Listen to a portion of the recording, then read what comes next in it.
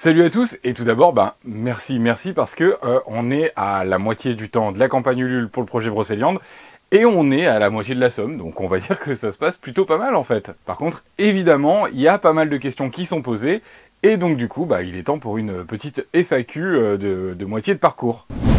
Évidemment, la question la plus posée, c'est comment participer à Brocéliande. C'est une question plutôt complexe, donc du coup, je réponds à cette question à la fin de la vidéo, mais s'il n'y a que ça qui vous intéresse, voilà, le timecode pour y aller tout de suite. Vous êtes toujours là? Vous y êtes allé? Donc, en dehors de la question de comment participer à Brocéliande, l'une des premières questions qui vient, c'est « mais qu'est-ce que c'est que Brocéliande ?» Alors, il y a plusieurs manières de répondre à ça. La première, c'est d'expliquer tout simplement, de réexpliquer tout simplement le projet. Brocéliande, c'est une fan-série hommage à Kaamelott, et c'est une fan-série en live, non pas en dessin animé comme certains ont pu le croire en voyant la présentation de la page Ulule et les dessins de Thomas Toxic Panda. Non, il s'agit bien d'une série hommage live avec de vrais acteurs face à la caméra dans de vrais décors. Ensuite, c'est quoi Brocéliande? C'est quoi ce titre? D'où ça vient?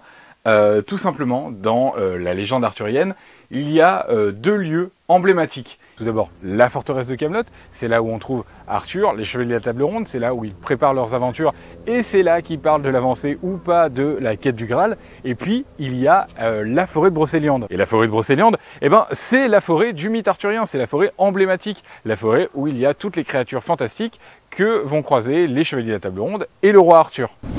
Il y en a pas mal parmi vous aussi qui se posent des questions sur la direction artistique de Brocéliande et les dessins de Thomas Toxic Panda. Ce qui s'est passé, c'est que je suis allé voir Thomas Toxic Panda, qui est un artiste que j'aime beaucoup. Je vous invite d'ailleurs à découvrir son travail sur Instagram et sur ses réseaux. C'est vraiment très classe. Je suis allé le voir et je lui ai expliqué, voilà, j'ai le projet d'une fan-série Kaamelott, j'ai pas forcément le temps de tourner un pilote, d'autant qu'il y a le confinement qui s'est pointé au milieu et tout ça, donc qui n'a pas du tout simplifié les choses. Est-ce que tu peux me faire des dessins dans un univers d'Heroic Fantasy par rapport aux personnages dont je te parle? Et est-ce que ces personnages, tu peux affirmer le côté humoristique, que sur la page on comprenne que c'est une série qui se veut drôle et qui est un hommage aux premières saisons de Kaamelott. Donc c'est ce qu'il a fait. Par contre, lorsqu'il a fait les dessins, y a certains dessins qui m'ont donné des idées. À l'origine, il n'était pas là pour ça, il était vraiment là pour faire les dessins qui devaient illustrer la page Ulule, et finalement, ça a donné des trucs comme ça. Par exemple, là, vous avez l'orque tel que je l'avais imaginé au début, quelque chose de très simple, avec un acteur grimé assez simplement, et Thomas, lorsqu'il a vu ce dessin, lui, il est parti là-dedans. Dans la mesure où la page devait être humoristique, ça m'allait, c'était exagéré, c'était cool. Et lorsque le maquilleur de la série, David Scherer, a vu ce dessin, lui aussi s'est dit c'est super cool, et il a eu envie d'essayer un maquillage comme ça.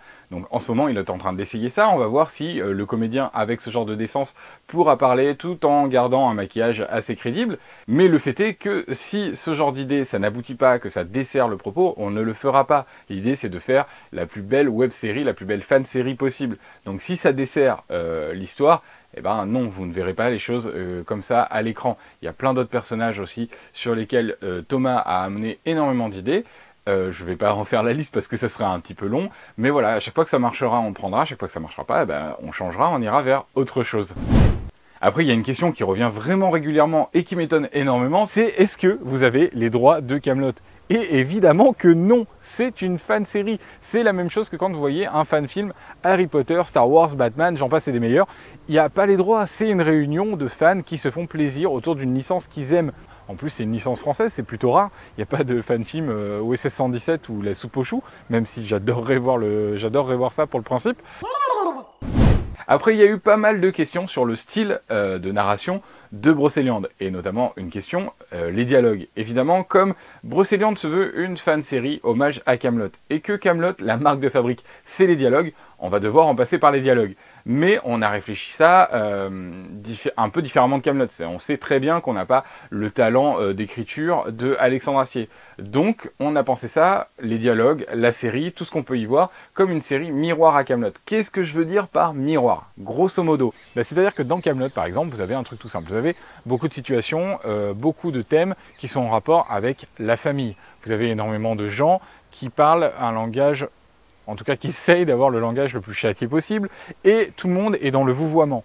Bon, dans Brocéliande, on va avoir des gens qui se tutoient, on va avoir principalement des duos, des groupes d'amis, Et on va être très loin d'un langage châtié. On va avoir à l'écran des personnages qui sont des monstres et qui donc parlent, agissent, interagissent entre eux comme des monstres. Et donc au-delà de toutes ces questions, la première question que vous vous posez, c'est comment participer à Brocéliande. Alors la première des réponses que je vous ferai, elle est un peu basique, c'est pour l'instant on ne sait même pas si la série va être produite, si le crowdfunding va aboutir. Donc l'une des premières choses pour aider Brocéliande, pour participer à Brocéliande, c'est de participer au Ulule. Et si vous n'avez pas les moyens de participer au Ulule, c'est de partager un maximum l'information sur ce crowdfunding autour de vous, parce que plus ça sera connu, plus ça sera vu, et plus on aura des chances que ça aboutisse. Évidemment, l'autre question que vous vous posez quand vous me demandez ça, c'est est-ce que je peux être acteur, technicien ou vous accueillir sur les lieux de tournage? Alors là, du coup, à partir de maintenant, je mets en place un système de 3 mails. Donc, si vous voulez être figurant ou acteur, il y a l'adresse qui apparaît sur l'écran, mais que vous trouverez également dans la description sous la vidéo. Il faut savoir qu'il y a une partie du casting qui est fait, il y a encore de la place, donc pourquoi pas. On a besoin effectivement de figuration, donc tout le monde sera la bienvenue, d'autant qu'on essaye que ça soit une fête par et pour les fans, et donc on serait content d'accueillir un maximum de fans dans le projet. Si vous êtes technicien, cadreur, éclairagiste, technicien son, et que vous voulez participer à Brocéliande, encore une fois, on sera ravis de vous accueillir. Donc il y a également pour vous cette adresse sur l'écran, et également l'adresse évidemment dans la description. Ensuite, il y a ceux qui nous proposent de nous accueillir sur le lieu de tournage. Alors, il faut savoir qu'à ce stade, on n'est pas encore sûr à 100% du lieu de tournage. On espère de tout notre cœur pouvoir réellement tourner en Bretagne. On espère vraiment de tout notre cœur pouvoir tourner dans la forêt de Brocéliande elle-même, la forêt de Paimpont en Bretagne. Mais le truc, c'est qu'à ce stade, on n'a pas la date précise de tournage. Et que si le tournage commence alors que l'automne est déjà entamé, voire même l'hiver, évidemment, on devra miser sur une autre région.